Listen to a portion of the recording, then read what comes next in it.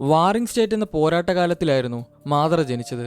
ചെറുപ്പകാലം മുതൽ തന്നെ യുദ്ധങ്ങളും പോരാട്ടങ്ങളും കണ്ടുവളർന്ന ആളായിരുന്നു മാദറ.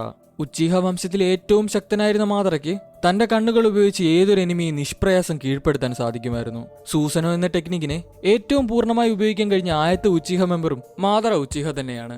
മാദറ തന്നെയാണ് ആദ്യമായി ശരിങ്കൺ ഉപയോഗിച്ച് നയൻറ്റീൽസിനെ തന്റെ കൺട്രോളിൽ കൊണ്ടുവരുന്നതും. കൊനോഹ ഗ്രാമത്തിന്റെ സ്ഥാപകനായിരുന്ന മാദറയ്ക്ക് പിന്നീട് അതേ ഗ്രാമത്തിന്റെ ശത്രുവായി മാറേണ്ടിയും വന്നു.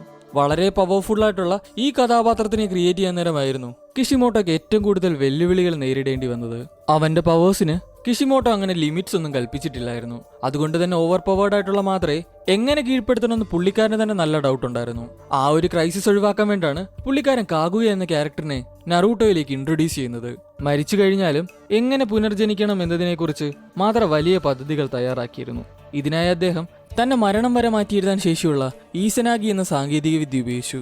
നറൂട്ടോയിലെ തന്നെ ഏറ്റവും ബെസ്റ്റ് എൻട്രി എന്നൊക്കെ പറഞ്ഞു കഴിഞ്ഞാൽ അത് മാദറയ്ക്ക് തന്നെ കൊടുത്തതാണ്. ഗാരയുടെ കീഴിൽ വരുന്ന 16,000-ഓളം വരുന്ന 4th ഡിവിഷനിലുള്ള ഷിനോബികളെ കേവലം തന്റെ പ്രസൻസ് കൊണ്ട് മാത്രം വിറപ്പിച്ച മാദറയുടെ ആ ടെറർ സീൻ.